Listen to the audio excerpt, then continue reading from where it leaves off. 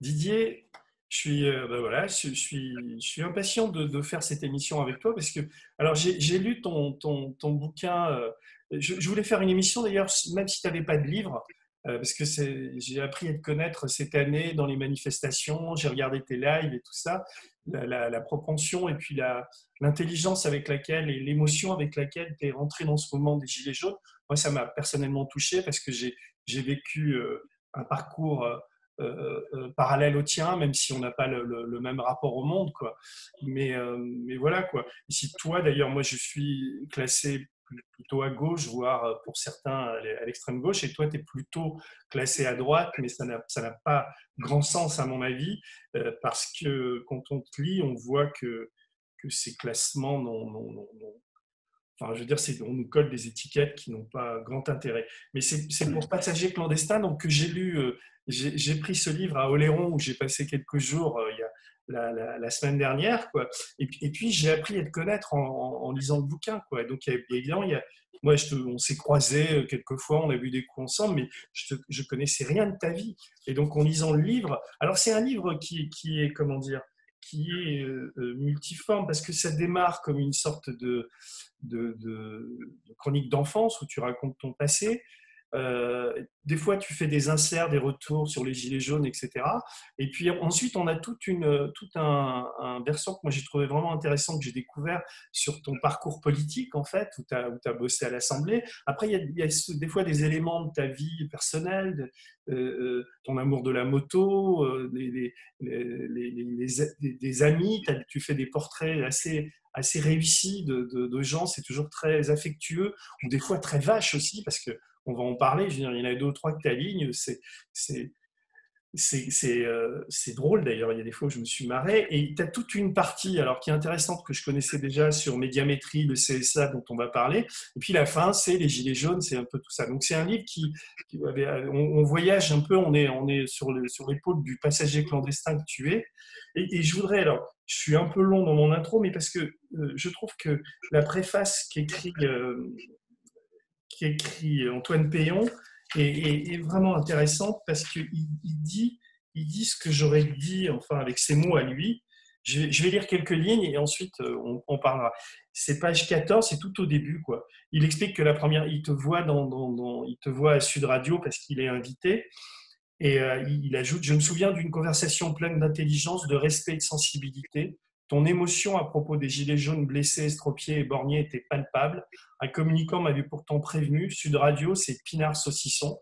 Plus précisément, m'étais-je inquiété, populisme, brun rouge, avais-je récolté sans plus d'arguments. Cette bêtise bobo, écrit à juste titre Antoine Payon. Didier Maisto la connaît trop bien et il sait comment elle a partie liée en tant que servitude volontaire postmoderne avec la domination oligarchique dont Emmanuel Macron, comme Nicolas Sarkozy ou François Hollande avant lui, est un champion monstrueux. Lors de l'émission de Berkoff, la médisance de cours qui m'avait été assénée fut balayée par les paroles humanistes du patron de Sud Radio.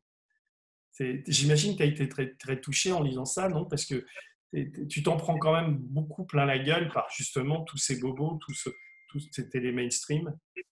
Oui, j'ai été touché, surtout que ce soit Antoine Péon qui écrive ça, parce que c'est quelqu'un pour lequel j'ai vraiment beaucoup d'estime, aussi bien pour son parcours d'homme, parce que c'est le parfait honnête homme pour moi.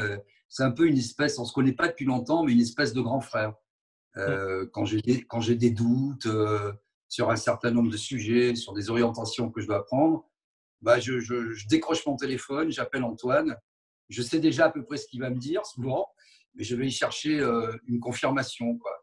Et c'est un peu une espèce, j'en ai pas beaucoup comme ça, c'est un peu une espèce de boussole pour moi, Antoine, qui, quand je me laisse un peu happer par la crête des vagues, qui m'incite à aller un peu plus dans les mouvements de fond, dans la houle qui vient de loin. Hein, la houle, ça vient de loin. Et ne pas être un fétu de paille sur l'océan, comme chantait quelqu'un, quoi. Donc voilà, c'était important pour moi que quelqu'un qui soit pas dans la flagornerie, qui soit pas un vieil ami d'enfance qui dirait forcément du bien de moi, mais je lui dis tiens, si je serais honoré si tu faisais la préface et que tu dises vraiment, vas-y, tout ce que tu penses. Et c'est vrai qu'on s'est vu dans beaucoup, beaucoup de manifs. Ah, et tous les samedis, il faut dire que tu Voilà. es présent, on va en parler. D'ailleurs, peut-être on peut commencer par ça. Comment ça t'est venu, les gilets jaunes? J'imagine que, enfin, tu te souviens le premier jour, tu te souviens ce que tu as pensé de ça à l'origine du mouvement en novembre ou même octobre, si on réfléchit bien, c'était en octobre 2018, quand ça commence un petit peu, on en entend parler, mais… Tout de suite, j'ai été profondément touché parce que je me suis dit, enfin, cette France périphérique, on l'a affublé de plein de noms un peu technocratiques. Je me suis dit, enfin, voilà, en dehors des partis politiques, un mouvement spontané quoi, qui vient de la base, des gens très différents, cette classe moyenne pauvre, en fait, le bas de la classe moyenne, celle qui a peur du déclassement, ce n'était pas les plus pauvres, les gilets jaunes, mais c'était des gens qui marnent, qui bossent comme des malades. Il y avait beaucoup d'artisans au début aussi, de commerçants, de petits patrons, d'ouvriers, de petits salariés, même de cadres moyens, qui ont tout bien fait, qui ont toujours respecté la loi, qui avaient une haute idée de la France, de la République, de la fraternité, etc. Et qui se sont dit, bon, maintenant, ça suffit, quoi. Chaque année, on fait des efforts, on a déjà tout réduit, les lendemains qui chantent, travailler plus pour gagner plus, le grand soir. Et puis, bon, eux, ils voyaient, en fait, souvent dans leur petit appart ou dans leur petit pavillon, le long des nationales, sans horizon, ils avaient une vie de plus en plus grise, avec j'allais dire un peu, on parlait des bobos, voilà, une classe politique et des médias qui sont pour moi une espèce de sous-classe politique qui derrière se payaient de mots et parlaient comme ça toujours de choses qui ne les concernaient pas directement dans leur vie. On avait participé à un appel à candidature, un appel d'offres en clair, pour les 6 dernières chaînes de la TNT. Et donc, bon, moi j'avais eu un accident de moto, mais bon, je me requinque quand même. J'y vais au début avec des béquilles, période un peu particulière de ma vie. Donc, on est en octobre 2011. Donc, on fait acte de candidature. Et au bout de 15 jours, je me rends compte que les dés sont pipés et que les 6 chaînes sont déjà attribuées aux récipiendaires, quoi. Donc, On est en 2015, non? Un truc comme ça? En 2011. Ah oui, Fin 2011, et donc je prends quelqu'un qui m'aide, qui connaît bien les arcanes des chaînes de télé du CSA pour y avoir travaillé, et il m'aide sur le plan conventionnel et juridique en fait à monter le dossier parce qu'il y a tout un tas de critères auxquels il faut répondre. C'est assez complexe de monter un dossier pour une chaîne de télé. Il y a des obligations légales, des obligations techniques, 6 critères essentiels parfaitement définis par la loi. Et il faut des finances, il faut un plan d'affaires, il faut être français. Il y a toute une traçabilité sur les bilans de la société qui porte l'affaire. Il faut déposer une certaine somme rondelette en créant une société ad hoc, etc. etc. Bon, en apparence, c'est la Banque de France, quoi. C'est comme quand tu veux être labellisé en tant que banque par la Banque de France. Et puis, quelle ne fut pas ma surprise quand, au bout de 15 jours, le type en question me dit « Mais voilà les 6 chaînes qui vont être… comment tu sais ça ?» Je dis bah, « Sauf accident, c'est toujours la même chose. » Je dis « Bon, ok, très bien. » Et parmi ces 6 chaînes, il y avait alors 5 chaînes qui, je ne vais pas revenir, ça a peu d'importance. Bon, groupe M6, groupe TF1, groupe BFM, Next Radio, etc., l'équipe et Énergie. Et le petit poussé, comme il se qualifiait lui-même, un certain Pascal Ouzelot, ex-lobbyiste de TF1 et surtout d'Étienne Moujotte, dont tout le monde pensait… Très protégé par Pierre Berger aussi. Voilà, c'était le protégé de Pierre Berger. En fait, c'est un people qui avait déjà fait un projet qui a été une catastrophe, c'était Pink TV, qui avait été lancé en grande pompe avec tout le Gotha parisien, tous les élus, tous les ministres, une fête grandiose. C'est très impressionnant, quoi. Voilà. Il y avait même Macron, il y avait Rister, il y avait, enfin, etc., etc. Alors ça, c'est après, mais déjà sur Pink TV, quelques années avant, donc il lançait une chaîne culturel pour la communauté gay. Bon, Oui, je sais, très oui. bien. Bon, lui, il est gay, donc il a fait toute sa carrière là-dessus en disant les gays sont discriminés, il faut faire une chaîne pour les gays. Donc évidemment, tout le CAC 40, c'est pas qu'ils sont séduits par les gays, le CAC 40. Le CAC 40 fait des affaires. Mais ils avaient tellement peur qu'on leur accole l'étiquette homophobe que finalement, assez malignement, le type, en jouant de son carnet d'adresses, etc., arrive à convoquer tout le monde. Il lance la chaîne, c'est un flop retentissant, et ça devient une chaîne à péage pornographique gay basée aux Pays-Bas, etc., etc. Ça, c'est son historique. Et il avait déjà fait un certain nombre d'opérations avec un commissaire aux comptes particulièrement créatif qu'on retrouve ensuite dans ce projet numéro 23, qui ne s'appelait pas numéro 23 au début. Numéro 23, c'est après, c'est-à-dire que voilà. si on veut, enfin, sur ce que j'ai compris de l'histoire, c'est que ce fameux Oslo va, donc c'est une, comment dire, c'est un service public, c'est-à-dire que c'est l'État qui lui confie comment on appelle ça, cette fréquence sur l'électricité, ce canal, et ensuite le type, je résume, hein, parce que bon, ce type va revendre cette fréquence combien, 2-3 années plus tard, 80 millions d'euros, quoi. 80, presque 90, 88,3 millions d'euros pour être précis. Donc en fait, effectivement, on va faire court. On lui octroie cette fréquence parce que lui, il avait dit, c'est assez malin, quoi, parce qu'il avait dit, moi, je fais une chaîne, je vais plus loin cette fois, contre toutes les formes de discrimination. Donc je vais défendre les homosexuels, les handicapés, la couleur de peau, toutes les discriminations, etc. Je vais lutter contre. Bon, comme on lui a dit au CSA les différents salles, ils ont dit ben ça c'est louable, très bien, puisque le CSA en avait fait son cheval de bataille et lui il avait dit enfourchons ce cheval, chiche. Et même les membres du CSA sidérés lui avaient dit mais la diversité, si on la vise, moi je ne juge pas, ça doit être quelque chose de transversal qui doit irradier sur toutes les chaînes la société française. Vous ne pouvez pas prétendre sur une chaîne confidentielle traiter tous les problèmes de la société française, ça n'a pas de sens. Tout le monde était contre, toujours est-il que le jour du vote, il a 7 voix pour, 2 voix contre, miracle des miracles. Et pendant ce temps, moi, on m'a fait, parce que j'ai joué l'idiot, parce que je jouais le candide, pareil que je suis assez doué pour ça. Et donc, je suis allé voir tout le monde en disant, je ne comprends pas ce qui se passe, pourquoi il a cette chaîne, il n'a pas d'argent. Et on m'a dit, cherchez pas à comprendre, c'est fait.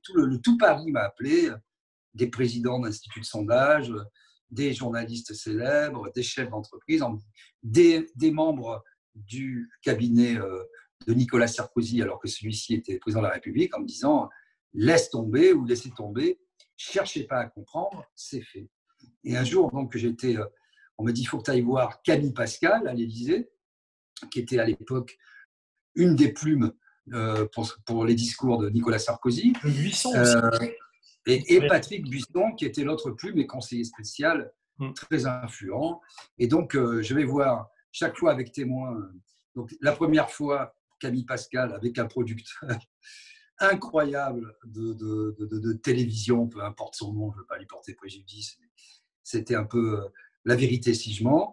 Et il nous a fait la totale, etc. Et en fait, lui, il comptait se servir de nous comme cheval de Troie parce qu'il voulait obtenir 2 canaux de télévision dans le sud. Et nous, on était un peu le cheval de Troie. Il amenait un gros poisson, etc. Ça, c'était le premier truc. Camille Pascal, qui, soit dit en passant, était un ancien du CSA, directeur de cabinet du CSA quand Dominique Baudis était président, puis secrétaire général de France Télévisions avec De Carolis et les affaires Big Malion, notamment. Puis ensuite, il est passé au cabinet du président de la République. Et quand Nicolas Sarkozy a été battu, il a été nommé au Conseil d'État. Donc, j'ai toujours eu finalement un petit peu la même personne en face de moi, ce qui en dit long sur les conflits d'intérêts et cette capacité qu'ont ces membres de l'oligarchie de passer comme ça d'un canal à l'autre en étant juge et parti, toujours du bon côté de la barrière finalement. Ça, c'est le premier point. Le deuxième, je vais voir Patrick Buisson et je prends bien soin de me faire accompagner par la personne en question qui avait monté le dossier avec nous. Et on se donne rendez-vous au Royal Monceau. Bon, moi, je n'avais pas particulièrement d'affection pour la personnalité, disons, de ce monsieur, ses écrits, ses idées politiques, etc. Mais je lui dis, bon, allons, soyons fous, allons jusqu'au bout de l'histoire, puisque moi, j'avais commencé à réunir un certain nombre de documents et de mails et de preuves intangibles. Parce que toi, tu voulais créer ta chaîne de télé pour le groupe Sud Radio Fiducial. Vous vouliez avoir voilà, on n'avait pas encore Sud Radio. Faire une télé généraliste de documentaires, une chaîne de savoir, etc. C'était ça ton projet? Nous, on avait fait un peu un projet, en fait, un France 5 ou un Arte, pour faire court, privé. Et l'idée, c'était d'avoir plusieurs documentaires de qualité par jour, avec de l'investigation, etc., suivi d'un débat. Les dossiers de l'écran, mais plutôt que d'avoir un film en prime time à 21h, toute la journée des documentaires, et le soir en prime time, un gros documentaire d'auteur et un débat derrière. La pauvreté, l'immigration, les violences policières. Voilà. Donc, c'était un projet d'intérêt général. Nous, en plus, on n'a rien à y gagner. Je veux dire. C'était vraiment ça notre projet. Et donc, je dis, c'est quand même bizarre que ce type qui a déjà planté tout le monde, qui n'a pas d'argent, qui est quand même un lobbyiste, qui a des fréquentations, bon, tu l'as dit, un peu étranges, on va dire. Bon, on en parlera plus tard. Je ne comprends pas pourquoi cette chaîne, il va l'avoir. Et c'est là que Buisson me dit, mais cherchez pas à comprendre, c'est fait. Et je dis, mais moi, ce que j'aime, c'est chercher à comprendre, monsieur le conseiller. Alors, je lui amène mon projet, c'était un truc assez gros, de facto, la chaîne Doc et Débat. Je lui tends, et puis il me le rend comme ça, tu sais, dans un geste des délits, il me dit, ça ne veut rien dire, ça, de facto, la chaîne Doc et Débat. Il dit, la chaîne Histoire, parce qu'il était président de la chaîne Histoire, on sait tout de suite ce que c'est. Je lui dis, de facto, la chaîne de Sarko, c'est plus clair si je vous parle comme ça? Alors, il a été interpellé, il dit, bon, je vais voir ce que je peux faire. Moi, je savais qu'on ne l'aurait pas, la chaîne. Mais donc, et j'ai continué à écrire à ce monsieur régulièrement, toutes les semaines. Oui, j'en parle au PR, je vois le PR, ça va se faire, etc. Pour montrer que les choses se décidaient à l'Élysée, comme encore aujourd'hui. Et je lui dis, mais monsieur le conseiller, vous savez qu'il y a quand même certains membres du CSA qui ont des velléités d'indépendance. Et il me fait quand le président de la République dit quelque chose, le président du CSA écoute et s'exécute. Ainsi fut fait. En mars 2012, les 6 chaînes dont je savais qu'elles seraient attribuées 15 jours après l'appel d'offres ont été attribuées. Et surtout, ce monsieur Ouzelot a mis 11 000 euros au début. Il récupère 90 millions d'euros pratiquement à la fin. Le CAC 40, tout le monde était là. Arnaud, Naouri, enfin les principales boîtes et les principaux actionnaires du CAC 40 qui font un prêt, mais aussi le Qatar qui verse directement dans la holding de mémoire parce que là, les 9 millions d'euros, mais aussi un ouzbéco-russe, première fortune britannique, 7e fortune russe et ancien patron. Tu veux dire que ces gens-là, excuse-moi Didier, parce que les gens vont pas, on comprend mal. C'est-à-dire que tous ces gens-là ont payé pour Ouzelot, ont racheté, parce que. Alors, ils n'ont pas racheté, ils ont participé au capital, parce que lui, il avait fait miroiter, il avait déjà fait le coup pour Pink TV. Il a dit, mais moi, j'ai que des gens riches derrière moi, vous allez voir ce que vous allez voir. Et en fait, on n'a rien vu du tout, si ce n'est un prêt. Parce qu'il faut bien, je vais essayer d'être clair et simple. Excuse-moi, je te pose des questions parce que si tu fais trop de monologues, voilà. j'espère. Là, parce qu'on en était resté à Pink TV qui se plante, et donc après, il y a là ce dont tu parles, c'est plus de Pink TV, c'est le numéro 23. C'est numéro 23, l'appel à candidature, voilà. Qui va intervenir quelques années plus tard. C'est ça, en 2012. D'accord. Et là, lui, il refait le coup de Pink TV. Il s'est planté avec Pink TV, il revient par la fenêtre en disant… Il revient par la fenêtre, voilà. En disant, voilà, il assemble un capital, et donc, mais numéro 23, c'est une chaîne, bon, il monte un dossier, donc c'est plus une chaîne pour les diversités ou la communauté gay, c'est un autre si. C'est une chaîne pour la diversité, d'ailleurs, au départ. Non, mais c'est ça, parce que…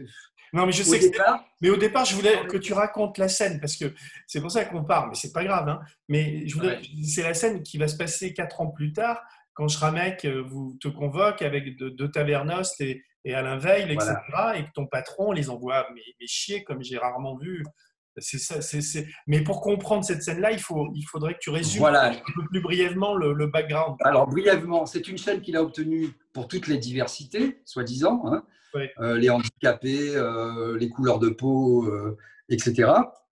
Qui, pour obtenir le dossier facialement, cette chaîne s'appelait Taisez-vous la diversité. C'était bien affiché, c'était une chaîne culturelle axée sur la diversité. Et au moment de son lancement, elle a été baptisée de façon neutre du simple chiffre de son canal, numéro 23. Et elle était commercialisée le jour de son lancement, hein, le 12-12-2012 à 12h12 à la question de l'Assemblée nationale, puisque j'y étais. Il y avait Franck Riester qui était à Tu et à toi avec Ouzlo, Boyon qui était le président du CSA, les patrons de chaîne, etc., tous se tapant sur l'épaule en disant c'est une chaîne axée sur la diversité, etc. Le patron de la pub de TF1 venait de parler et le jour même, elle était déjà commercialisée comme une mini-généraliste axée sur des séries Z américaines. Donc voilà, tu vois déjà où est l'arnaque. Donc ça, c'est un truc tout à fait incroyable. Je découvre donc qu'il y a le CAC 40, mais je découvre aussi qu'il y a le Qatar, j'enquête assez longuement, mais je découvre aussi, et c'est là où ça devient intéressant, qu'il y a un pacte d'actionnaires faisant intervenir donc ce fameux ouzbéco-russe Alisher Ousmanov, grand argentier du football anglais, et notamment du club d'Arsenal, ancien patron oligarque de la holding mondiale de Gazprom, et qui soudain, qui vit à Londres, dans le smog et le fog londonien, se réveille après une nuit de torpeur et se dit « Ah, la diversité française, Pascal Ouzlo, il faut que j'aide ce type. » Petit problème, personne ne faisait état de ce pacte d'actionnaires. On me disait « Il n'existe pas ». Et donc, j'ai réussi à dégoter ce pacte d'actionnaires et je l'ai publié, ce pacte d'actionnaires. Il était en contravention de toutes les lois françaises, notamment sur le financement de l'audiovisuel, puisque la loi de 86 limite la participation d'États étrangers, extra-européens, etc. Tu l'as publié, tu as écrit plusieurs petits livres, un peu à compte d'auteur chez un petit éditeur avant, pour dénoncer les scandales. Voilà, je l'ai publié d'abord sur les sites dont j'ai la responsabilité, le lanceur.fr et lyoncapital.fr. Et ensuite, dans les éditions Lyon Capital, j'ai fait un premier livre qui était un peu un digest, on va dire, un résumé de tous ces articles qui ont été publiés, plusieurs dizaines au jour le jour. Ensuite, j'ai fait un deuxième bouquin où j'ai publié le pacte d'actionnaires. Et ensuite, un troisième bouquin où j'ai fait la préface, où j'ai publié in extenso la commission d'enquête sur l'obtention de cette chaîne. Ils étaient remarquablement illustrés par le Fred Touron. Le Fred Touron. Qui me les avait envoyés. Non, c'était, je me souviens très bien de ça. Et d'ailleurs, quand j'ai relu tes chapitres là-dessus dans Passagers clandestins, j'ai vu que tu faisais une synthèse de tout ça. Donc, toi ça a été ce que les gens, évidemment, qui connaissent par les Gilets jaunes ne le savent pas, mais ça a été le combat de ta vie. Enfin, pas, il y en a eu d'autres, mais celui-là, cette bagarre que tu as menée, hein, vraiment toute griffe dehors et seul contre tous, contre le CNC, aidé par Christian Latouche, mais quand même, le CSA. Tu t'es vraiment battu comme un lion contre ces types et t'as sans arrêt perdu, quoi. Enfin, t'es sans arrêt. Alors, je vais voir Christian Latouche, je lui dis, au bout de 15 jours, je vais le voir, je lui dis, mais écoutez, un petit problème, tout est faux. C'est pipé, il me fait des hurons, et je lui dis, j'ai envie quand même de continuer pour démontrer et démonter tout ça de l'intérieur. Et là, il me dit, mais qu'est-ce que t'attends, fonce. Et donc là, j'ai joué le Candide et j'ai réuni un certain nombre, un pléthore de témoignages, de preuves irréfragables et intangibles. Oui, j'ai vu, c'est impressionnant. C'est impressionnant.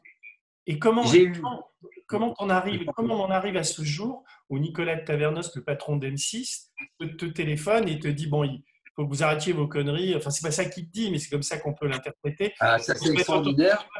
Et qu'on se mette d'accord. Voilà, je voudrais que tu t'expliques ça, c'est assez intéressant parce que les gens ne se rendent pas compte sans doute de la… Donc un jour, je reçois un coup de fil du patron de M6 RTL, Nicolas Taverneau, qui me dit, voilà, je suis Nicolas Taverneau. Je dis, ben, je sais qui vous êtes. Bonjour, enchanté, monsieur. Euh, J'avais fait 7 recours au Conseil d'État. Un pour chaque chaîne, donc 6 recours. Et vu les moyens soulevés, je ne vais pas rentrer dans le détail, un contre le CSA.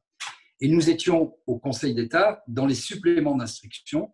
Pour être clair, les chaînes allaient tomber les unes après les autres parce que j'avais pu démontrer, en quelque sorte, que l'appel d'offres était complètement corrompu, vicié et qu'aucun des critères de la loi n'avait été respecté. Bon. Ça, c'est l'épisode 1. On venait d'acheter, parce que nous, entre-temps, on avait acheté Sud Radio, et cette radio, c'était historique, sur 70 fréquences, 71 fréquences, 42 de ces fréquences étaient attaquées au Conseil d'État parce que le CSA avait bidouillé, je ne vais pas rentrer dans les détails, un bidouillage entre la catégorie B et la catégorie E. Donc, on risquait… Technique, mais en gros, Médiamétrie, qui mesure les audiences, est complètement vérolée, quoi. Quand on clique… Alors, non, ça, c'est Médiamétrie, c'est après. Rien à voir avec ça. Bon. Ça, c'est le CSA. Je vais essayer d'être clair, parce que c'est quand même assez technique. Et donc, il y avait des recours contre nous. Et Taverneau nous appelle et dit, ben moi, je suis une victime collatérale, vous ne me connaissez pas, je ne vous ai jamais rien fait, et je vais perdre ma chaîne, qui était Sister à l'époque.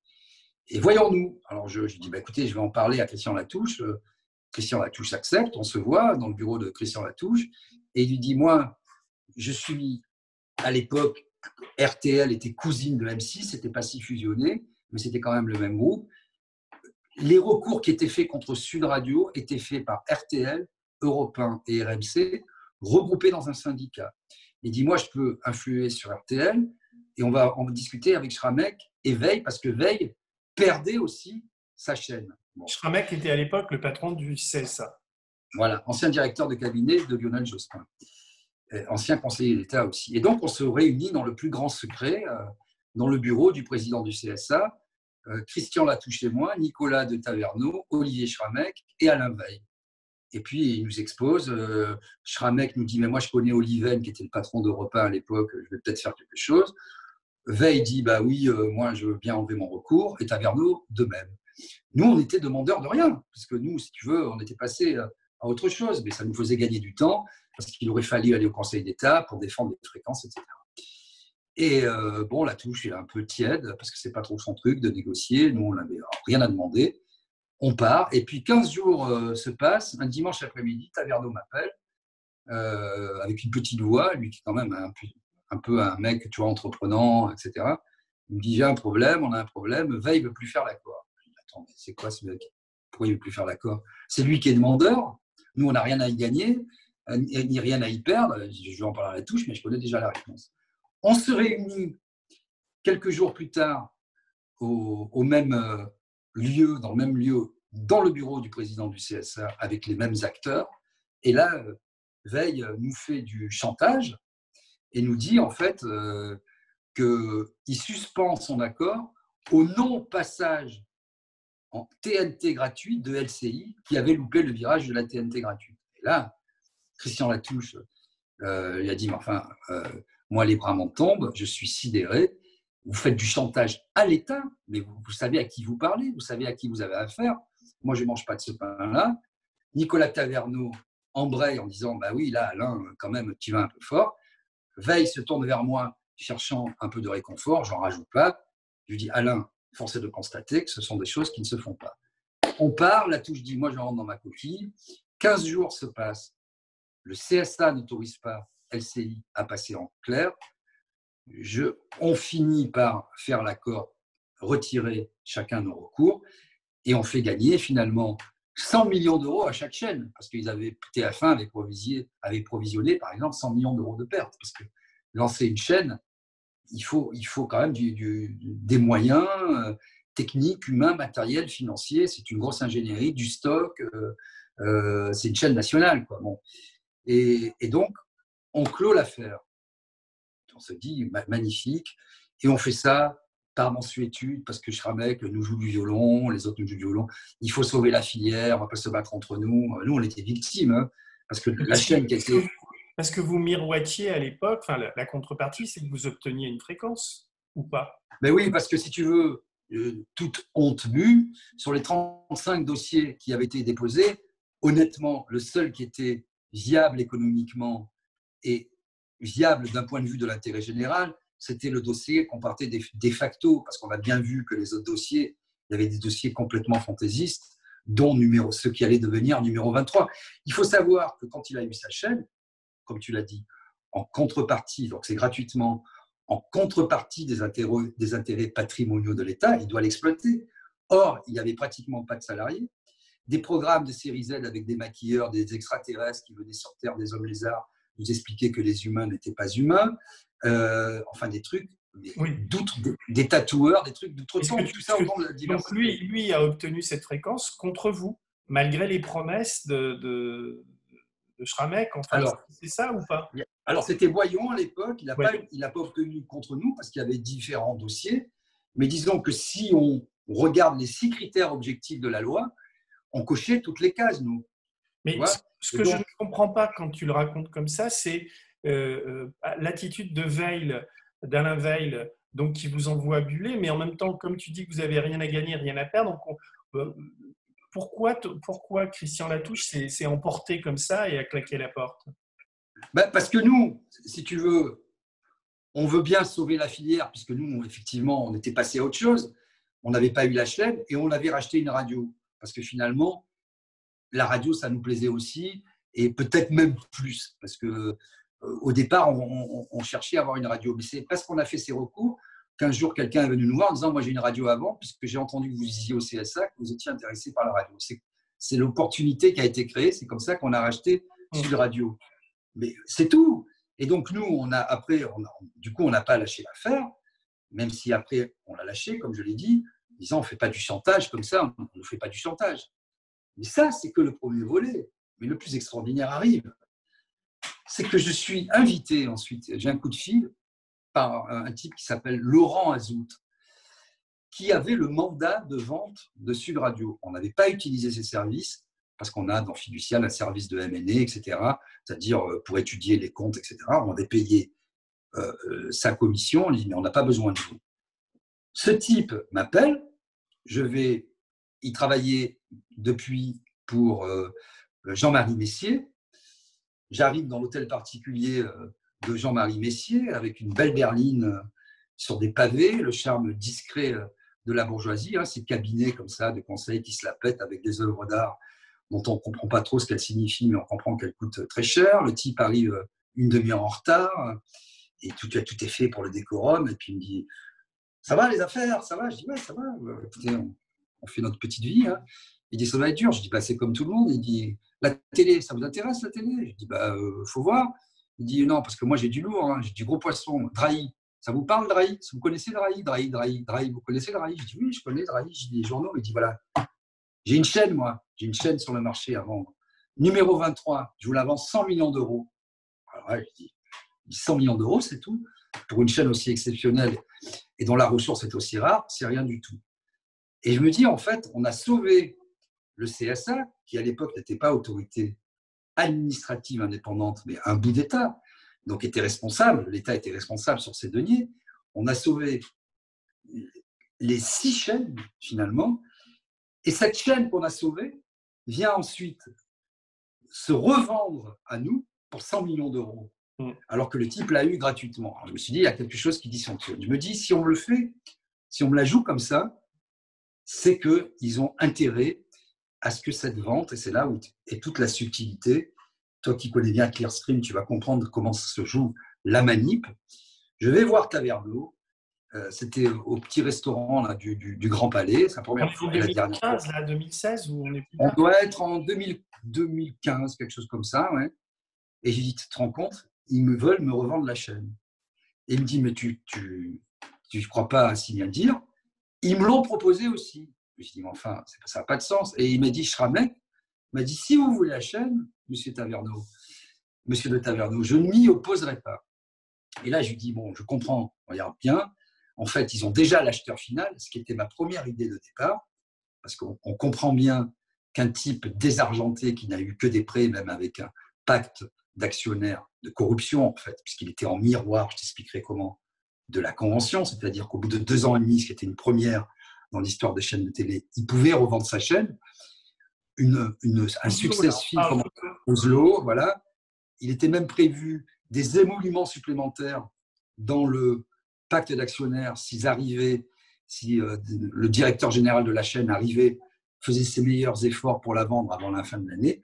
Donc le pacte d'actionnaires et la convention qui liait la chaîne au CSA étaient en miroir parce qu'ils avaient l'acheteur final qui était Alain Veil, groupe Next Radio, BFM, RMC, qui ensuite, en cascade, comme je l'avais dit, allait se revendre à la galaxie Drahi, dont on ne sait pas très bien d'ailleurs, l'homme qui valait moins 50 milliards. Voilà toute l'histoire. C'est ça, parce qu'il est très endetté. Mais ça veut dire que quand ils viennent te chercher, ils savent que tu vas dire non pour les 100 millions. C'est une sorte d'alibi. Ils savent que je vais dire non, et en fait, ce qu'ils veulent, c'est montrer que la chaîne est bien sur le marché, qu'elle cherche à se revendre. Mais en fait, elle était revendue. En fait, comme Veil ne pouvait pas, ça c'est ma théorie, mais j'ai pu le démontrer, ne pouvait pas avoir 2 chaînes d'un coup, ils ont fait tout ce pataquès pour qu'ils puissent avoir une chaîne supplémentaire. Parce qu'au départ, Alain Veil voulait avoir la chaîne sport avec RMC pour les synergies, etc. Mais la chaîne sport, Nicolas Sarkozy l'avait promise à Marie-Odile Amaury de l'équipe.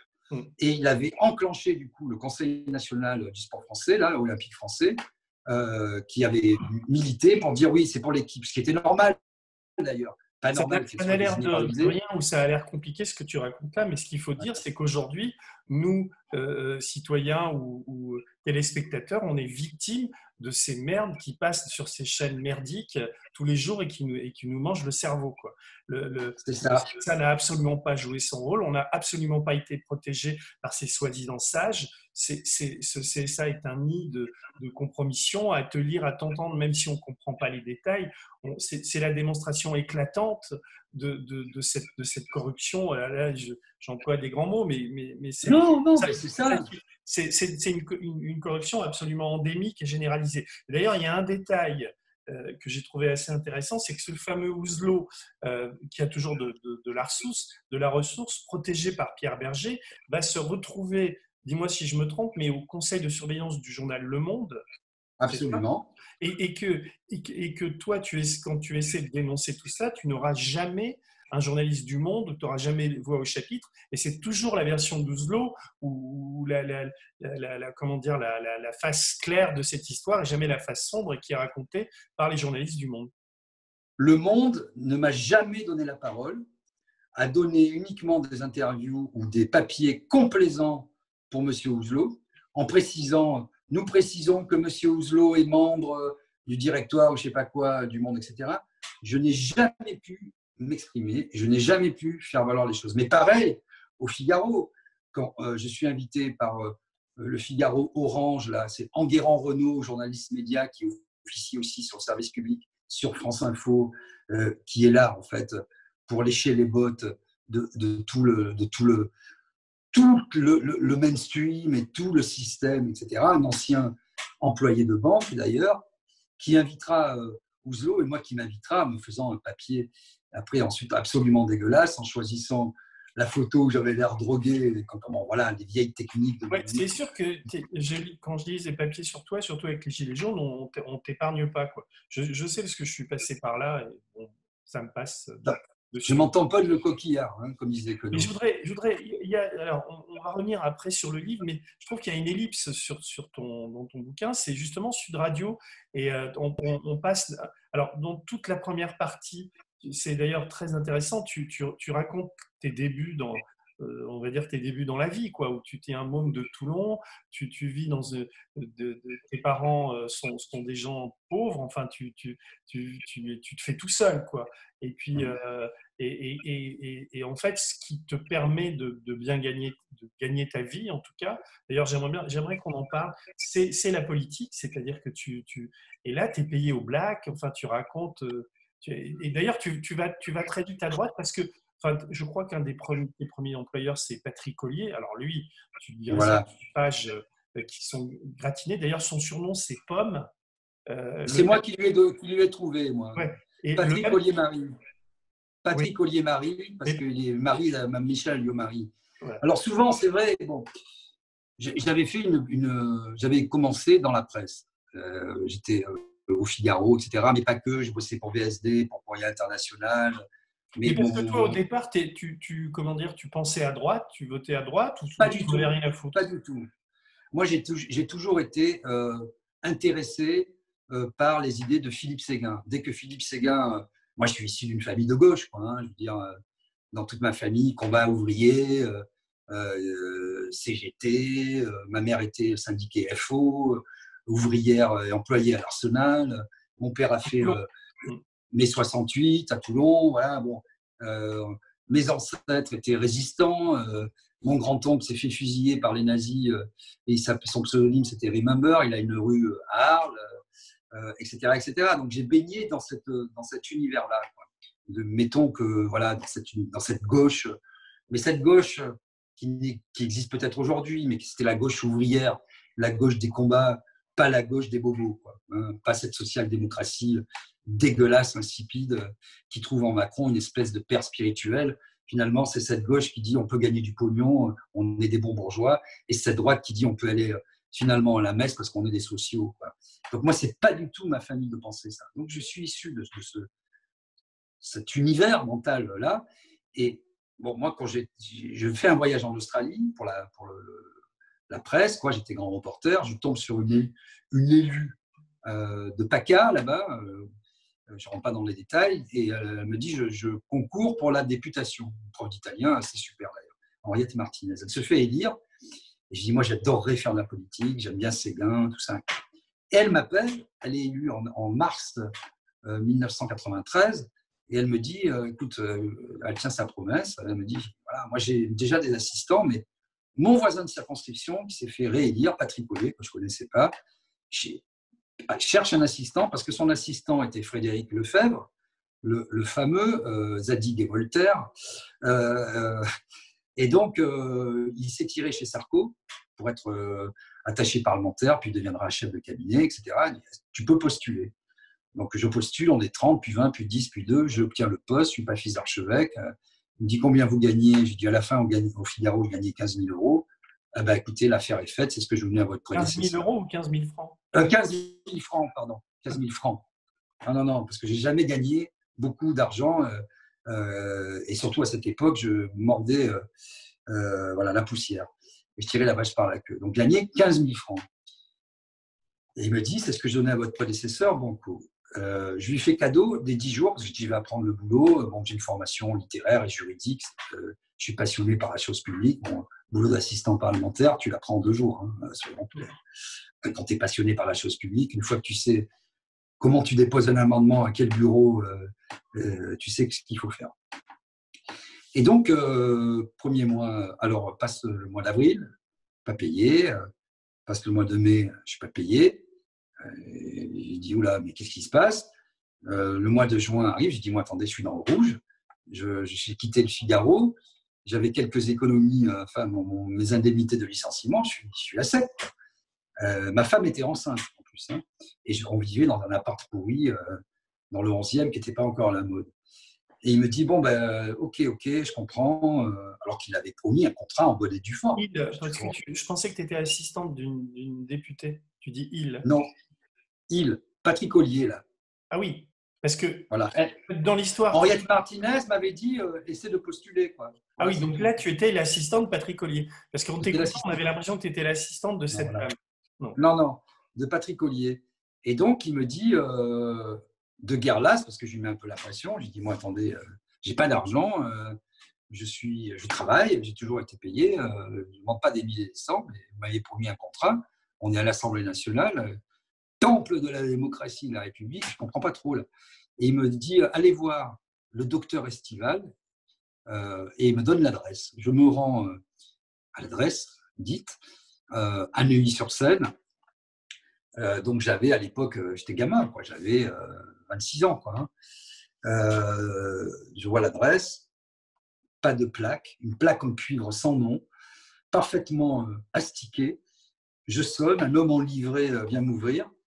Le charme discret de la bourgeoisie, hein, de Buñuel. Je monte à l'étage, une belle table dressée, j'attends quelques temps, un docteur Estival, fait son entrée. Et bon, je te passe les détails. Et je lui dis, mais monsieur, je ne sais pas pourquoi je suis là. Et là, il me regarde incrédule, un peu interloqué. Il me dit, mais on ne vous a pas mis au courant? Je dis, mais au courant de quoi? Il dit, moi, ça fait 2 mois et demi que je travaille et je ne suis pas payé. Donc, on m'a demandé de venir vous voir. Et là, le type, il part, il revient avec un chèque. Il me dit, j'avais un accord avec votre prédécesseur, Frédéric Lefebvre, Zadig et Voltaire, qui courait jusqu'à la fin juin, donc je vous paye 2 mois. Et il me donne un chèque pour 2 mois. Il me dit, vous ne l'encaissez pas. Enfin, vous l'encaissez, mais vous ne le déclarez pas aux impôts, s'il vous plaît. Et là, je comprends, il me le dit lui-même. C'est une association de la recherche médicale, un truc en bois qui n'existe pas, qui est en fait une association leurre, faunée, des laboratoires Servier. Et là, je me dis, Bigre, il a quand même un sacré problème. Donc, alors je suis furieux, je me dis, non seulement je ne suis pas payé, on me dit d'aller faire l'aumône au laboratoire Servier, enfin, je suis comme un fou. Je te passe les détails, je reviens à la rentrée, il me fait une réflexion et je lui dis, écoutez, on arrête tout. Le il est devez... fort, hein, Patrick Ollier.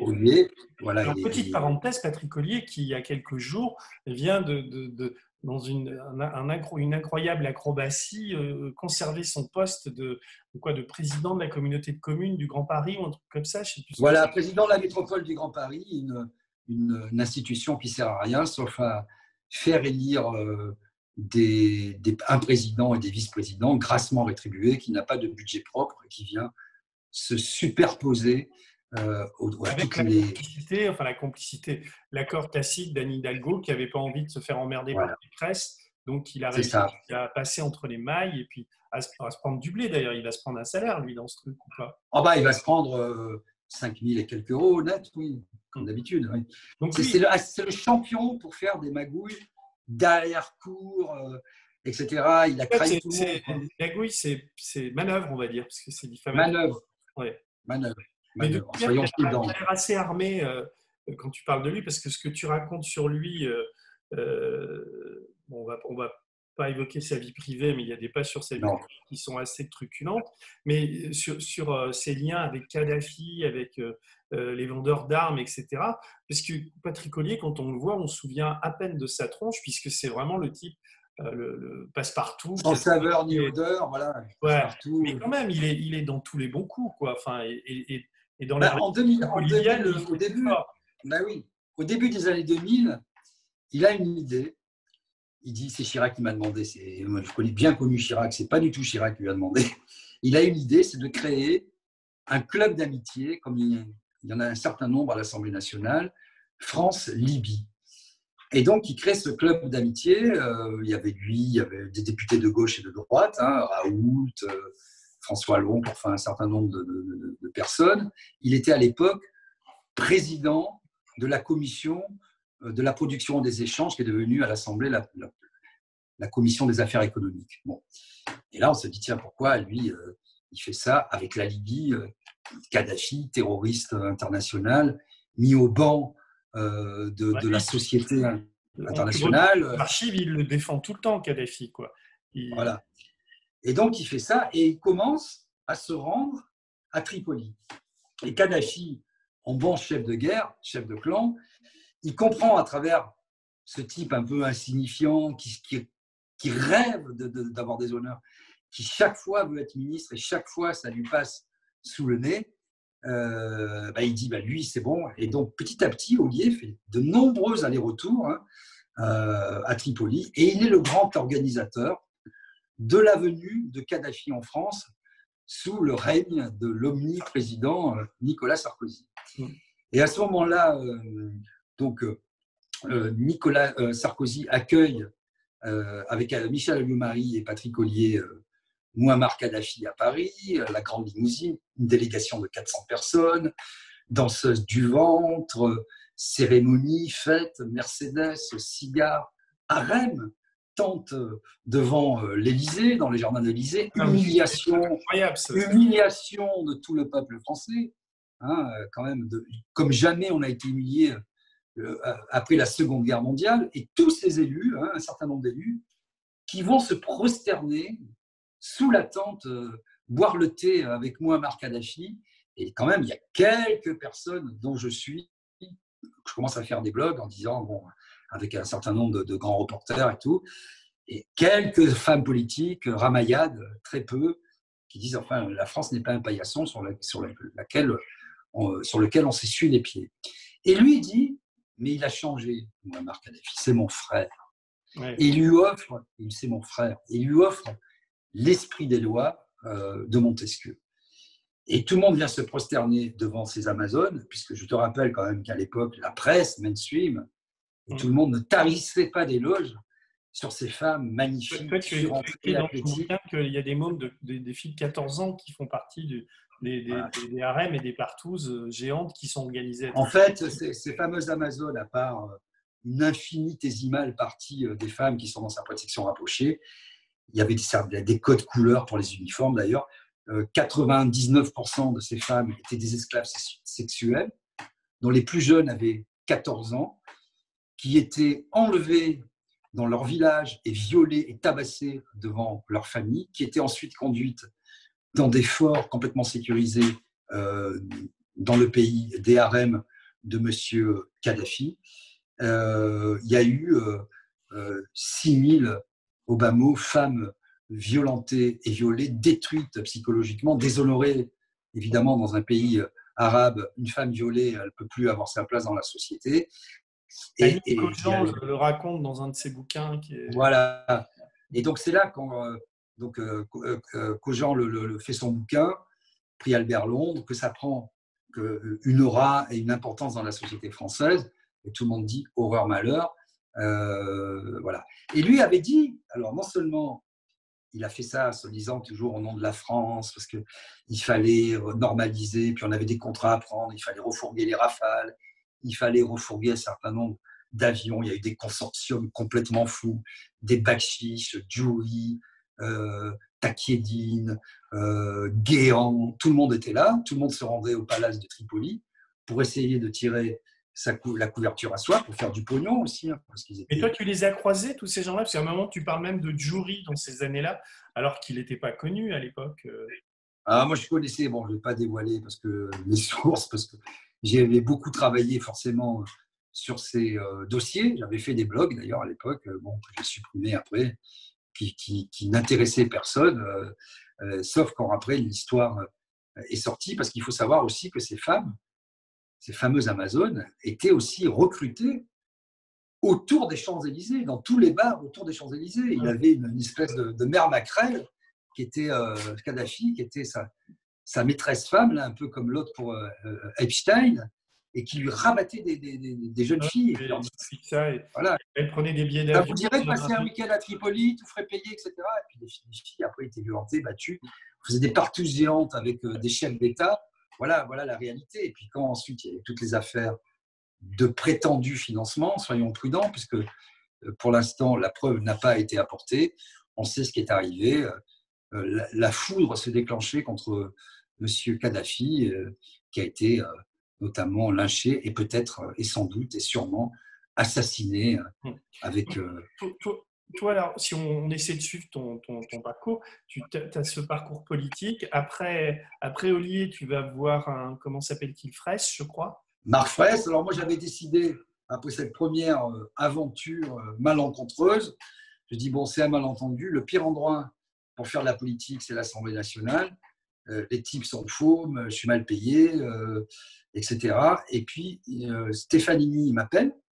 Stefanini, donc directeur de campagne, le dernier, on le connaît pour Fillon, qui avait démissionné, etc.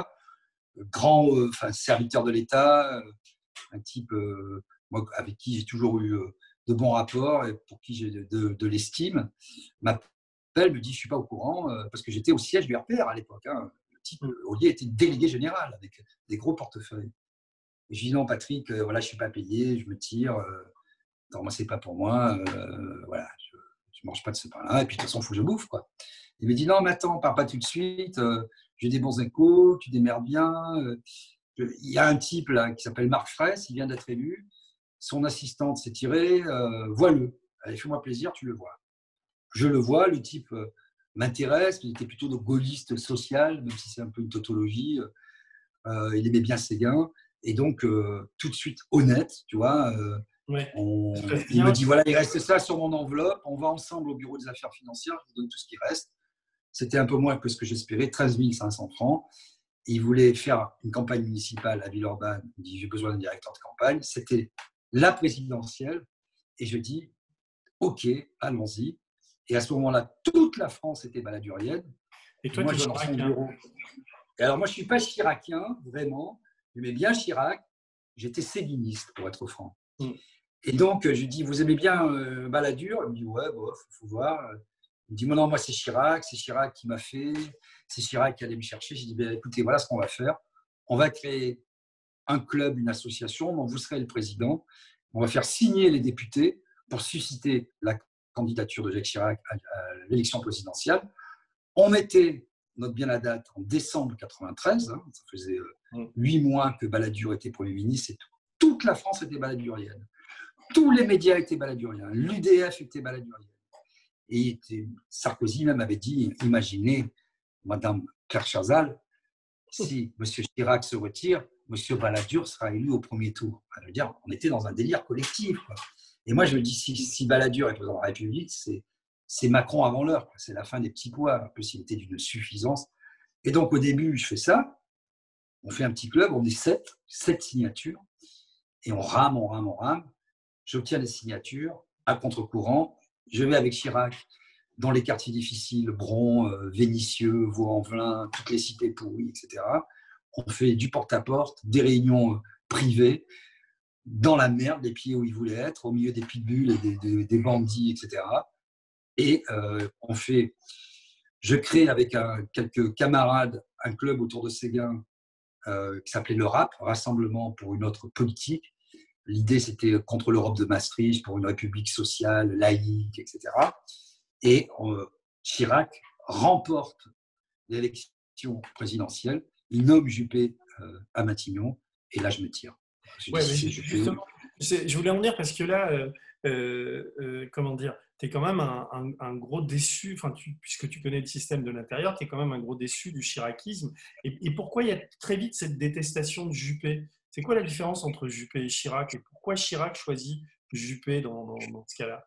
Et quand même, tu t'es tapé tout le boulot et tu te dis, bon, allez, je me casse le jour où Juppé arrive. C'est étrange. C'est un peu la tête et les jambes, parce que quelque part, pour Chirac, c'était le combat désespéré.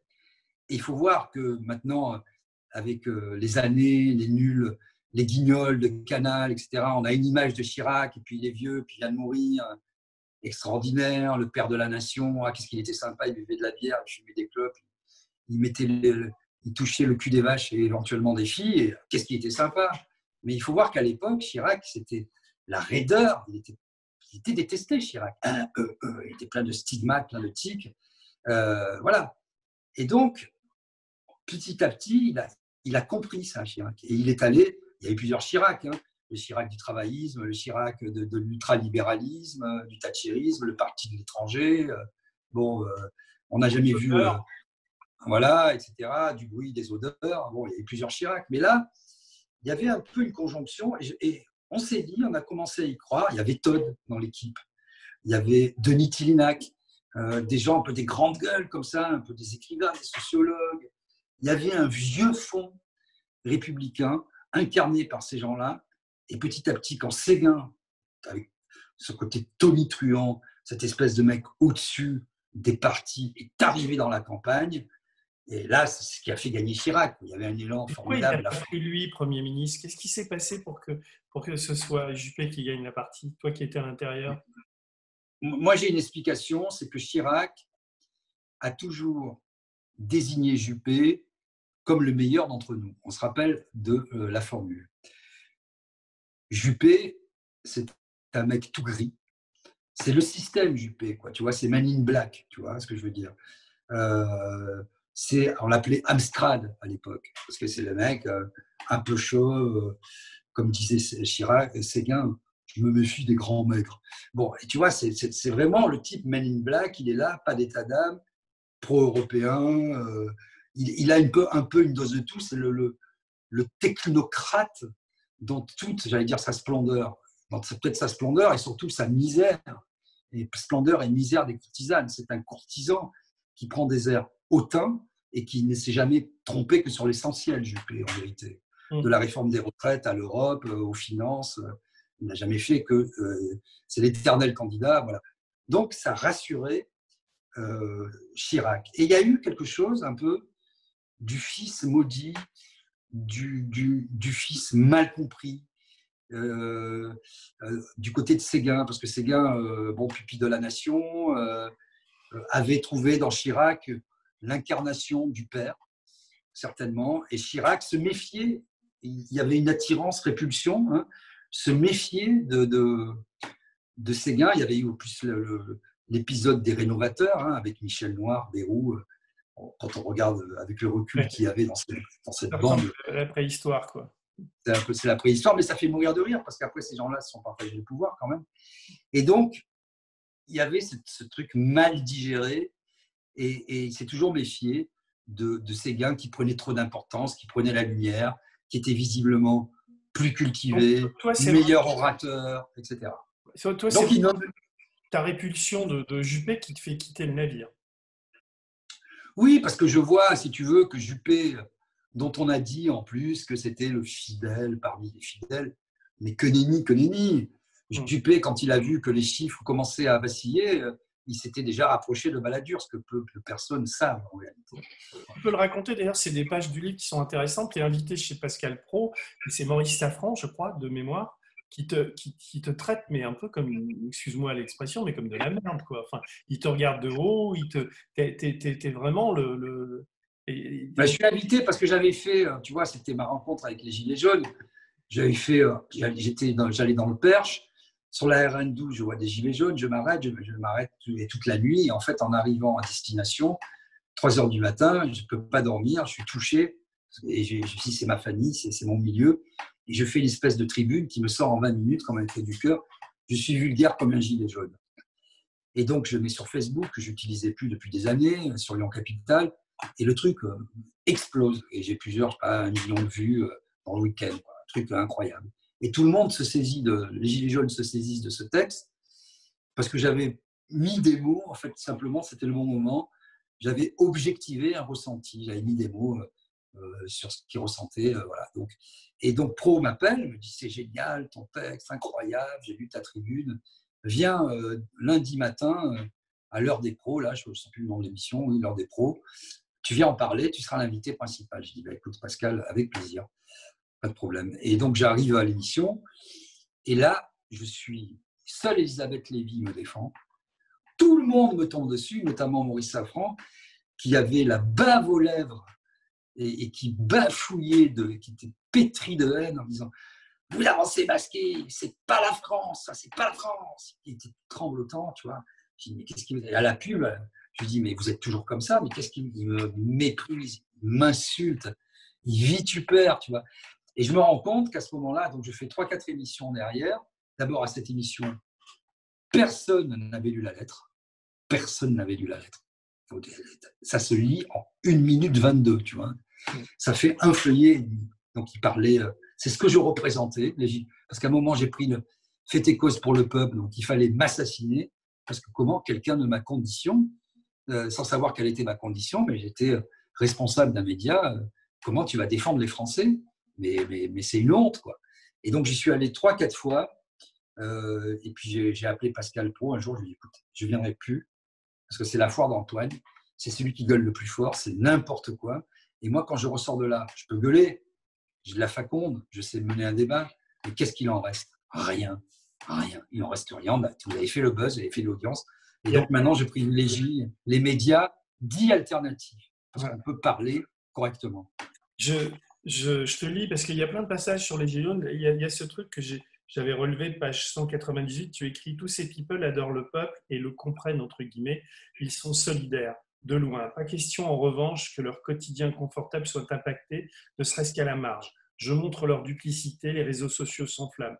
Les publications et vidéos sont désormais massivement partagées. Les Français qui n'ont jamais droit au chapitre n'en reviennent pas de découvrir un responsable de médias formuler sans embâche ce qu'ils constatent et ressentent depuis tant d'années, et que les journalistes qui se voient comme de grands humanistes apparente au fascisme ou au complotisme. Je ne cède pas un pouce. Il faut aussi gagner la bataille des mots et ne plus laisser l'avantage à ceux qui squattent les plateaux télé, tous occupés à lécher les pieds du pouvoir pour promouvoir leur propre carrière. C'est à vous. Quotidien me consacre des sujets dans lesquels je suis présenté comme un populiste.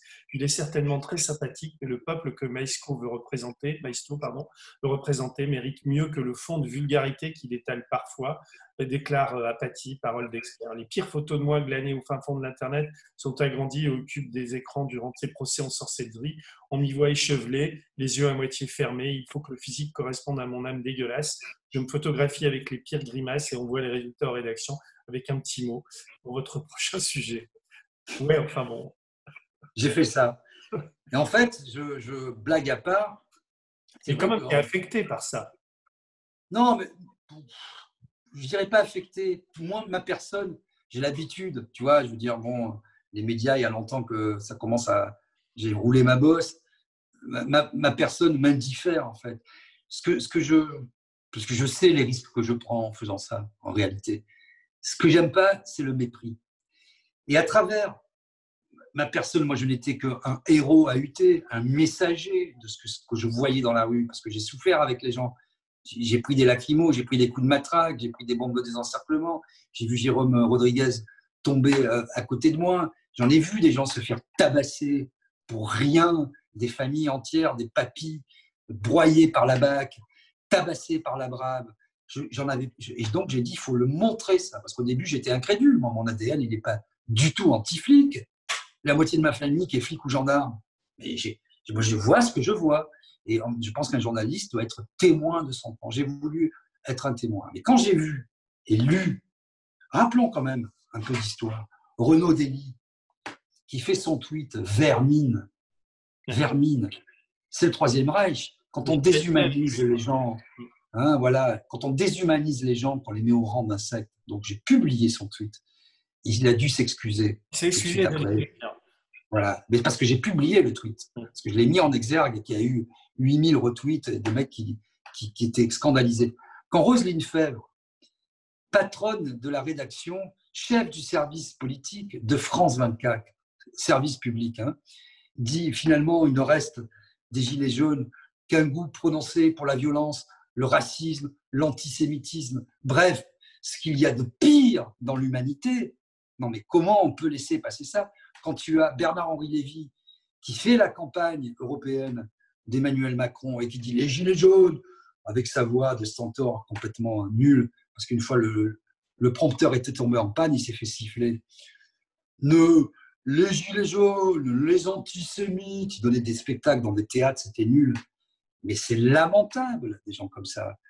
Au nom de quoi des gens qui ne sont jamais sur le terrain, qui n'ont jamais fait une manif ou qui n'ont plus fait une manif depuis 20 ans ou 30 ans, se permettent de juger le peuple. Quand je vois M. Apathy, alors, il faisait je vais en parler, je vais en dire 2 mots parce que ça m'a affecté. Ça, c'est vraiment, il faut le dire pour tous les sociaux, pour tous les gens qui nous écoutent. Je suis appelé par France 5. Ah, vous êtes un phénomène, patati patata, on va faire à travers vous, les gilets jaunes, etc. Un type arrive, me filme. Il m'interviewe pendant 1 heure dans mon bureau à la radio.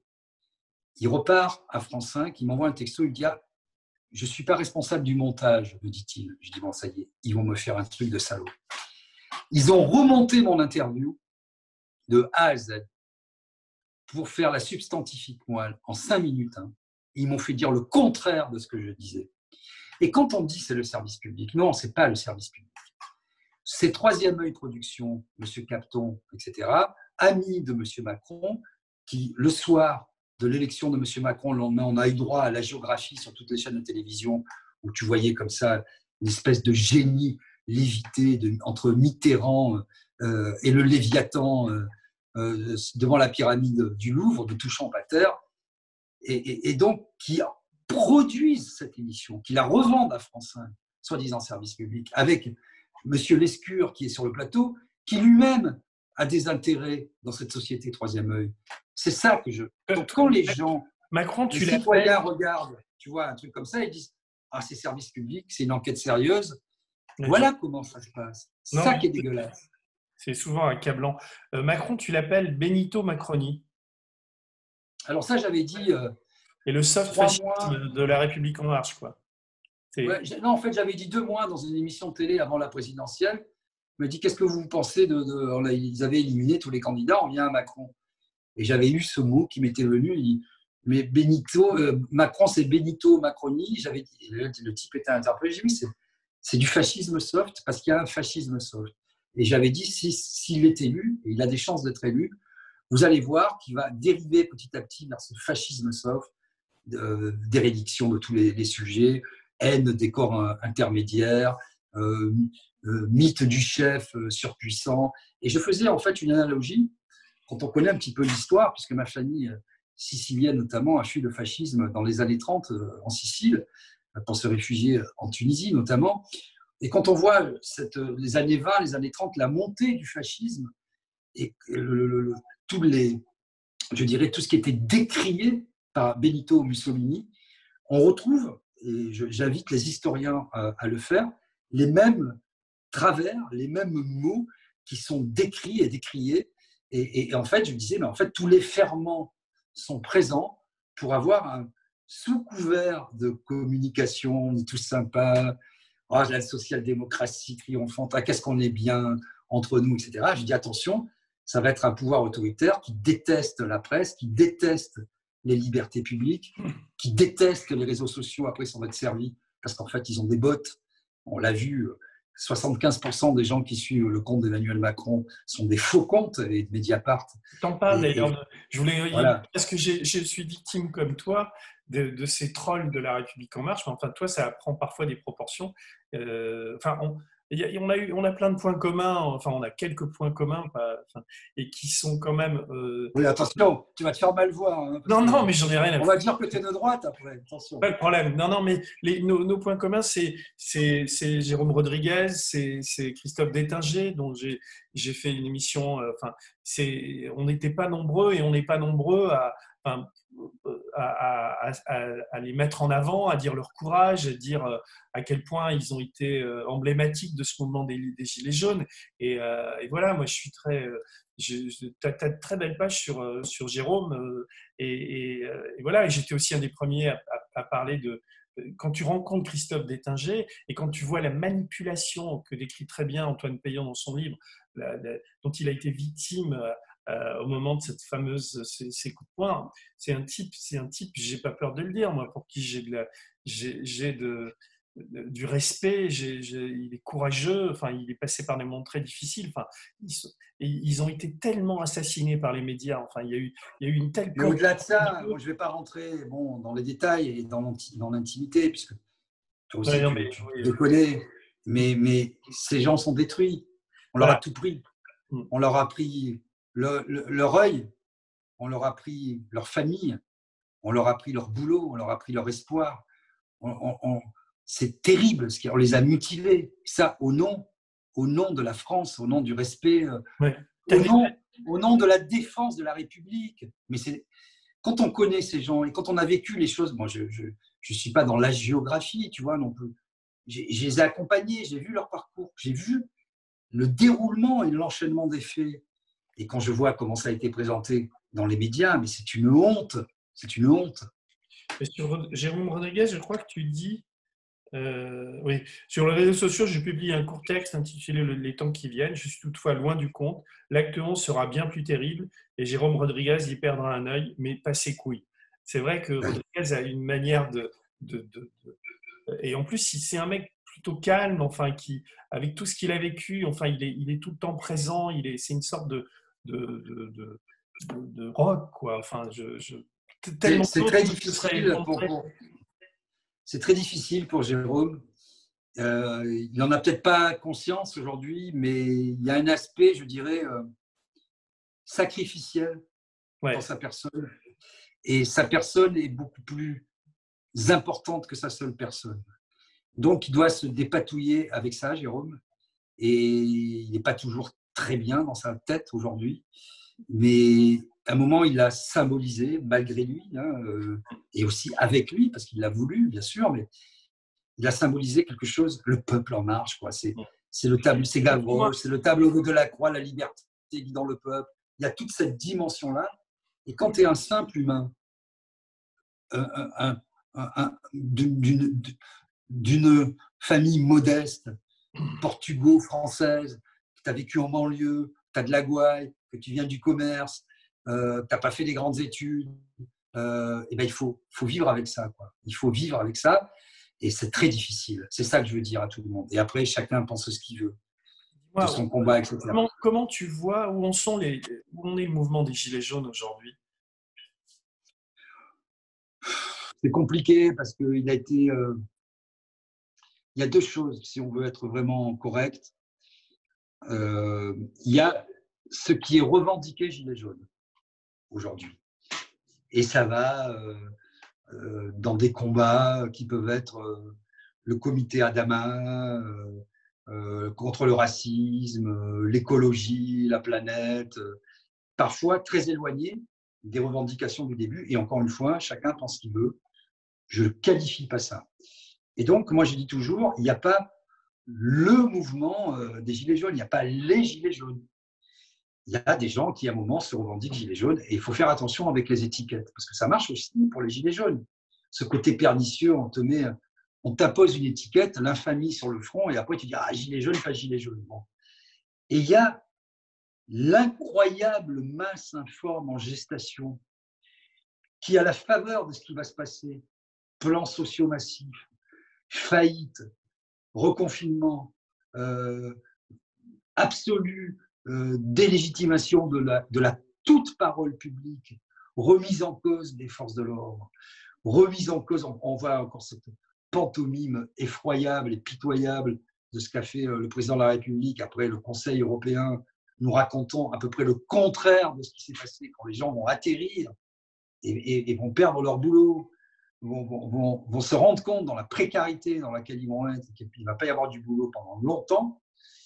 Ben là, je peux dire, je ne sais pas si ça s'appellera les Gilets jaunes, mais je peux te dire que ça va, et ça tout le monde le pense, l'observe et le ressent, ça va être puissance 10, quoi, hein. Et donc, c'est peut-être ça, les Gilets jaunes. Moi, je dis toujours, c'est simplement un moment, un certain nombre de citoyens qui spontanément se rendent visibles. Et ce n'est pas un parti politique, les Gilets jaunes. Il n'y a pas une direction. Alors ça fait non, mais je sais, parce que là, il continue d'une manière un peu mécanique, quoi, à y avoir des manifs les samedis. Enfin, ils sont très peu nombreux maintenant, mais il y a quelque chose ça rime à rien. Non, il y a quelque chose d'assez désespérant là-dedans. Mais est-ce que tu as peut-être pas eu le temps de voir, j'ai fait un TPA, donc une émission avec Samuel Churin, qui était un des initiateurs du mouvement des précaires et des intermittents. Et quand tu vois la réforme Pénicaud sur l'assurance chômage, ce que ça va produire comme effet à la rentrée en plus du Covid, la rentrée va être, je ne vois pas comment elle ne va pas pouvoir être malheureusement sanglante, quoi. Je ne sais pas comment tu vois ça, mais les pouvoirs publics ne vont pas pouvoir continuer à payer, etc. L'économie est quand même en train de s'effondrer. Là, il y a une sorte de cinéma permanent du pouvoir, mais c'est dans la rue que ça risque de se passer en… Malheureusement, je partage cette analyse. Et puis, l'État… Non, moi non plus, mais l'État ne peut pas tout, hein, parce que l'État, c'est nous tous. Il faut quand même… Je ne veux pas faire mon Jospin ou je ne sais pas quoi en disant l'État ne peut pas tout, mais en l'occurrence, on a déjà creusé la dette, hein. Moi, je suis contre la dette et je pense qu'il faudrait l'annuler. Mais bon, il faudrait 1000 ans pour la rembourser, mais on ne va pas faire le débat. Dans ce système aujourd'hui, tel qu'il est conçu, de toute façon, l'État, c'est nous. Et aujourd'hui, on est dans l'illusion qu'en étant chacun à la maison, tranquillou, dans le télétravail, on est un peu, quelque part, sans le dire, dans oui, c'est ça, un salaire universel qui ne dirait pas son nom, mais un jour, ça va s'arrêter. Ça va s'arrêter, faute de subsides. Et à ce moment-là, il n'y aura rien pour le remplacer. Parce que qui va créer aujourd'hui un emploi en France? Tu vois, comment on dit on s'est fait piquer Alstom? Non. Comment on a offert Alstom aux Américains? Et ça, c'est Macron encore. Comment Macron et à l'époque, un de ses conseillers, hein, qui était au courant de l'histoire et de l'affaire et ils ont permis cette affaire. Comment ils se retrouvaient ensuite à la tête de General Electric?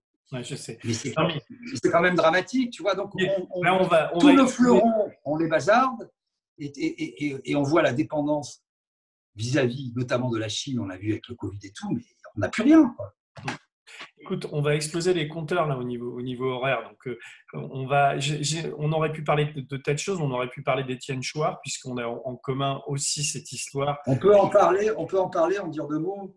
Ben, je Parce t'en que prie, mais c'est un peu la question qui tue que j'ai provoquée. D'ailleurs, il y a quelques pages sur moi dans le bouquin, et t'en parles. Moi, je n'ai rien à retirer de ce que tu dis parce que je suis absolument sur la même ligne que toi, alors qu'on ne s'est jamais concerté là-dessus. voilà. Voilà, on a Non, parce que je lis parfois, bon, il a une communauté assez touffue et agitée, je dirais, hein, qui le Non, mais défend, etc. pire que ça, mais moi, ils sont même venus chez moi, dans ma maison. Ils m'ont menacé de mort. Enfin, tu vois, ce que tu as vécu, je l'ai vécu aussi. C'est inutile d'en parler. Ça m'a pas. Voilà, et encore aujourd'hui, il y a pas. Sur Facebook ou quand je publie un édito, il y a toujours 50 ou 60 connards décérébrés qui continuent à rabâcher toujours les mêmes bêtises. Tu peux leur montrer des choses, ils ne l'entendent pas. Voilà, donc ça fait partie des trucs qui pourraient encore m'énerver. Je suis quelqu'un de plutôt placide, mais quand tu es face à autant de mauvaise foi et de bêtises, c'est assez dur de toujours garder ton calme, et en tout cas mon calme. L'histoire est très simple, je vais la résumer en 2 minutes chrono. J'ai découvert Étienne Chouard que je ne connaissais pas grâce aux Gilets jaunes, parce que le RIC était plébiscité, et un jour on me présente Étienne Chouard. Et je connaissais vaguement son nom par la Constitution européenne, etc., sans plus. Et tout le monde me dit, attention, Soral, extrême droite, et tout. Donc je consulte un certain nombre de choses, je l'invite, on discute, je lui dis, mais c'est vrai ce qu'on raconte? Il me dit, mais non, j'ai été piégé, j'ai dit ça, que Soral était un résistant, mais c'était par rapport aux banques, etc. Et j'ai été piégé dans une espèce d'AG, d'égalité et réconciliation, j'ai rien à voir avec ces gens-là. Très bien, je te fais confiance, et tu vas simplement, Étienne, c'est un mec très gentil, très doux, qui dit beaucoup de choses sur la Constitution qui sont intéressantes. Je dis simplement, tu ne pourras pas faire l'économie, il faudra que tu le dises à l'antenne. Moi, je te propose une fenêtre médiatique importante, parce qu'on a fait une émission et qui cartonnait. Hein, on faisait parfois, je ne sais plus combien, mais on a fait jusqu'à 1 200 000 vues, je ne sais pas si tu vois. Hein, donc, c'était quand même un public. On faisait d'abord ça à la radio, et je poursuivais jusqu'à parfois des émissions de 3 heures sur les réseaux. Et c'était devenu l'agora, tout le monde venait parler, il y avait des scientifiques, bref. Et donc, on fait un premier débat. Voilà, on fait un premier débat, notamment avec Enthoven, un deuxième débat. Les gens continuent à dire, ouais, mais c'est pas clair et tout. Je fais un débat avec Elisabeth Lévy, plusieurs débats avec Elisabeth Lévy. Et là, il a commencé à avoir des paroles malheureuses en me disant, j'ai le droit d'être antisémite. Il vient me voir, il me dit, j'ai dit une connerie. J'ai dit, mais Étienne, tu donnes le bâton pour te faire battre, sois clair. Ensuite, toi, tu l'invites aux médias. Tu m'arrêtes si je me trompe. Tu avais plutôt de la sympathie pour ce qu'il défendait dans la société. Je sais qu'il y avait aux médias de l'hostilité aussi, hein, parce que l'image qui charriait n'était pas évidente. C'était pas de la sympathie, je voulais vraiment comprendre. Et Étienne Chouard, il y avait un vrai mouvement autour de lui, il était très populaire, et il y avait des zones d'ombre. Et donc moi, il n'y avait eu aucun piège, il savait très bien que je l'interrogerais là-dessus, mais je ne pensais jamais qu'il me répondrait ce qu'il m'a répondu. Et j'étais complètement décontenancé, quoi. Et voilà, il a creusé ça. Moi, j'étais abasourdi, et donc il est venu tout de suite après, parce il restait 3 émissions en tout, et il vient me voir, 2 émissions. Je me rappelle, on était aux ondes avec sa petite équipe, et il dit, si tu veux, alors il était tout penaud, il pleurait presque et tout, ce que j'ai fait. Et il me dit, si tu veux, on arrête. J'ai dit, de toute façon, c'est pas si je veux, on arrête, Étienne, je prends ta proposition. Tu vas devenir inaudible, ça va se déchaîner. Et simplement, moi, je ne lui reproche rien, sauf que on ne peut pas prendre. C'est la seule chose que j'ai dit ici. On dit, vous lui avez coupé l'herbe sous les pieds, vous l'avez tué. Non, il s'est pris les pieds dans le tapis tout seul. On ne confond pas les faits et les opinions. On ne peut pas dire sur la Shoah, quand on est un intellectuel, quand on est un universitaire, quand on est spécialiste comme lui, des guerres, de la Révolution, on ne peut pas dire que la Shoah, j'y étais pas, je ne sais pas, j'ai pas vu. À ce moment-là, Je ne sais pas si Louis XVI a été guillotiné. Je ne sais pas si la prise de la Bastille a eu lieu. Et je ne sais pas si Pearl Harbor n'est pas une invention ou si on a marché sur la Lune. À ce moment-là, si on prend, moi c'est la seule limite que je mets, si on prend les opinions, je suis pour réviser l'histoire, qui est une suite de révision, très bien, laissons travailler des historiens. Si on prend les opinions sur les faits, là, je suis obligé de le mettre face aux faits historiques. Enfin, c'est tout ce que je dis. Et il a toujours été trop latéral. Il suffisait qu'il lui dise oui, la Shoah a existé. Là, pourquoi, je ne le sais pas. J'avance une théorie dans le bouquin, je ne sais pas si j'ai raison. Je pense que derrière lui, il a un certain nombre de personnes qui sont dans cette mouvance et il n'ose pas rompre. Et donc, il est toujours un peu latéral. Si c'est ça, j'allais dire, c'est presque encore pire, quoi. Enfin bon. Antoine Payon, lui, il est beaucoup plus radical. Il dit oui, non. Je sais, mais bon, autour de moi. Voilà. Écoute, enfin là-dessus, j'invite les gens qui s'intéressent à lire une dizaine de pages là-dessus. Écoute, voilà. ça fait 2 heures qu'on parle. Je sais pas, au montage, je vais peut-être couper un tout petit peu. Ce ne sera pas de la censure, mais ça sera, enfin, tu vois, pour que. En même temps, je sais pas. C'est surtout un monteur qui va reprendre tout ça. Un menteur. Ouais. Un menteur. Tu vas m'envoyer des liens, mais je vais te faire bosser. Je vais te faire bosser, Didier, parce que là, je t'ai posé des questions. J'aimerais que tu lises les dernières pages de ton livre. J'ai vu que tu l'avais devant toi. J'aimerais que tu lises et qu'on termine là-dessus. Et j'appuierai sur stop quand tu auras fini. Page 304. C'est une sorte de monologue. Je ne sais pas comment l'interpréter avec toi-même, ou c'est quelqu'un qui te dit tu veux toujours faire le journaliste. Ah, tu t'accroches, alors je continue. Et là, j'aimerais que tu lises ce dernier paragraphe, s'il te plaît. Et on se quittera là-dessus et je te dis au revoir avant que tu commences la lecture. Parfait. On n'en a rien à foutre de toi. Rien. Ton histoire, elle n'intéresse personne. C'est triste, c'est pénible, c'est glauque. Les gens veulent du ciel bleu clin, la chaîne des bonnes nouvelles. Chasser croisé des juilletistes et des haussiens. Speakerine aux yeux cristallins. Spique rien aux dents carnassières. Bourse, bouffe, boutique. Qu'est-ce que tu viens nous emmerder avec tes violences policières? Tes trucs de gilets jaunes, tes magouilles de politica. On le sait qu'ils sont pourris, ces bonnets blancs et blancs baudés. Oh, le petit chat, il est mignon. Quel âge il a de long? Moi, je préfère Belmondo. T'as vu le cul des Kardashians? Chut, c'est l'horoscope. Tu me trouves vulgaire? Désolé, je m'emporte un peu. J'ai commencé par le vouvoiement et comme d'habitude, de fil en aiguille, j'ai pactisé, sympathisé. Fais-moi juste une promesse. Si en traversant la rue, tu croises un dieu, tu lui diras que tu t'appelles Abel. Et tu lui liras ces quelques mots d'un poète portugais. Je ne suis rien, je ne serai jamais rien. Je ne peux vouloir être rien. À part ça, je porte en moi tous les rêves du monde.